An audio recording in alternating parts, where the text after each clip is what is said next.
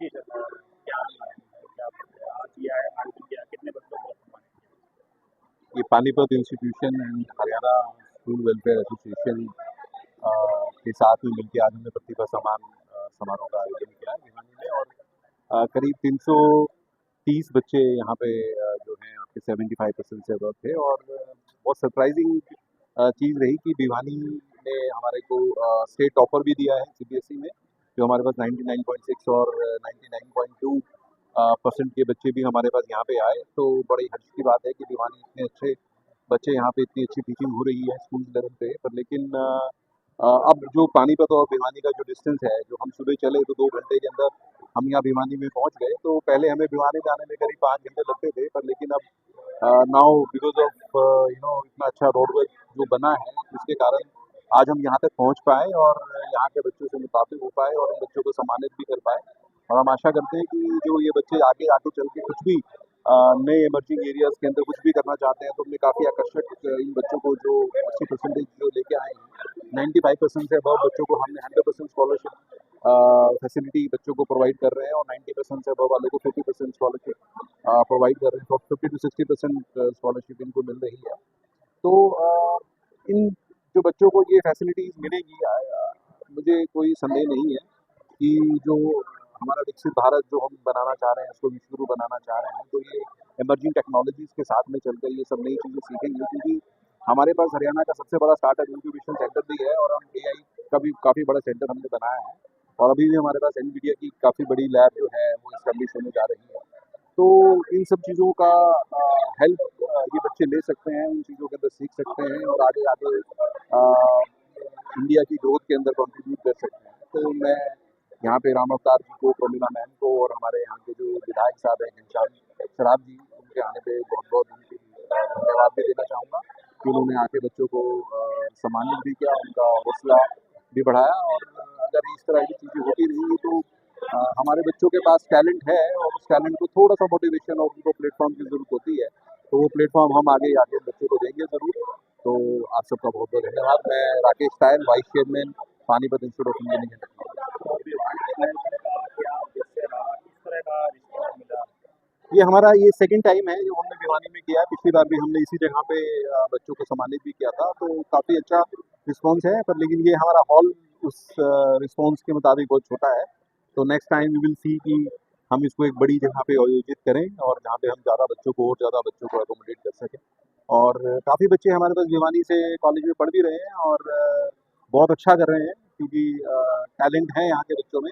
और जो हमारे यहाँ की जो मिट्टी के जो हरियाणवी संस्कृति है, जो हमारा कल्चर है, तो वो उसको अपने को समेट के वो अपनी ही जगह पे, क्योंकि पानीपत जो सिर्फ 2 घंटे ही दूर है और अब अपनी ही मिट्टी के अंदर, अपने परिवेश के अंदर रह के अगर आप कोई चीज़ सीखते हो तो आपको अच्छा लगता है। अभी तो अगर आप कहीं बहुत दूर जाते हो, वहाँ पे खाने पीने जो रहने की समस्या से भी झेलते हो, तो एक आपके लिए बहुत अच्छा विकल्प है कि आप आएँ और देखें कि पाइप में और हम क्या क्या सुविधाएं और किस किस तरीके के कोर्सेज हम वहाँ पे उपलब्ध कराते हैं। क्योंकि आज के टाइम में जॉब क्रिएशन सबसे ज़्यादा इम्पोर्टेंट एस्पेक्ट है और हमारा सबसे ज़्यादा फोकस उसी जॉब क्रिएशन के ऊपर है, क्योंकि हम स्टार्टअप इंक्यूबेशन के ऊपर हमारे सबसे ज़्यादा फोकस रहता है।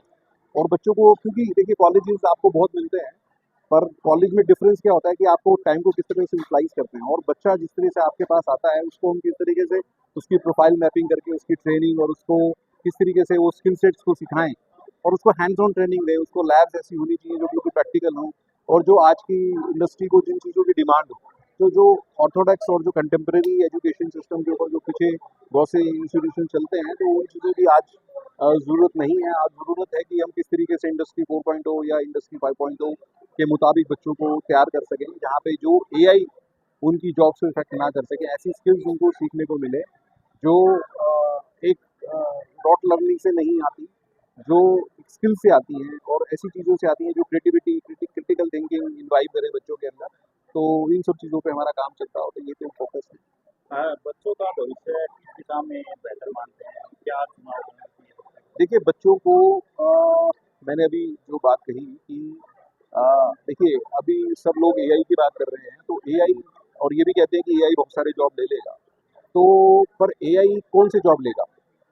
जो चीज़ हम कंप्यूटर को सिखा सकते हैं और जो देखिए कैलकुलेशन और ये सारी चीज़ें कंप्यूटर हमसे ज़्यादा अच्छा कर सकता है, मेमोराइजिंग हमसे ज़्यादा अच्छा कर सकता है, पर कंप्यूटर आपकी इमोशनल चीज़ों को कैच नहीं कर सकता। आप क्या सोच रहे हो, आज अब 1 सेकंड में आप यहाँ की बात सोच रहे हो, 4 सेकंड में आप शायद अमेरिका की और कनाडा भी घूम के वापस आ जाओगे। तो ये एक माइंड की चंचलता है, ये माइंड की जो क्रिटिकल थिंकिंग है, क्रिएटिव थिंकिंग है, इन चीज़ों को एआई कैप्चर अभी नहीं कर पाएगा। हो सकता है कुछ सालों में कुछ उसके अंदर और जो गहन इसमें रिसर्च होगी तो इसके अंदर कुछ ना कुछ इस सिस्टम पे जा पाए, पर लेकिन बहुत सारे फील्ड ऐसे हैं जिसके अंदर अभी भी इंस्टीट्यूशन को फोकस करना है, इसके ऊपर हम उन बच्चों की क्रिटिकल थिंकिंग और क्रिएटिविटी के ऊपर फोकस करें, ताकि वो अपने आप ही प्रोटोटाइप बनाएं, और जो चीज़ों के अंदर अभी आज के दिन में प्रोडक्ट्स अवेलेबल नहीं है, सर्विसेज अवेलेबल नहीं है, उन सर्विसेज और प्रोडक्ट्स को ईजाद करें, उनको मैन्युफैक्चर करें और उन्हीं के अंदर ही अपने बिजनेसेस को स्टार्ट करें।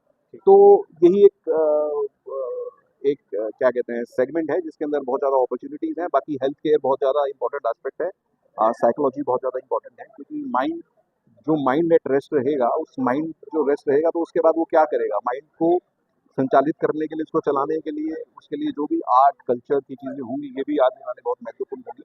तो humanity is also going to play a very good important role, and besides medical and the things which will be involved into the critical thinking, the new emerging tech, जैसे आपकी cyber security, IoT, आपके AI, ये field के अंदर भी क्योंकि अभी बहुत कुछ बनना है और कुछ बहुत कुछ होना है, अभी तो स्टार्टिंग हुई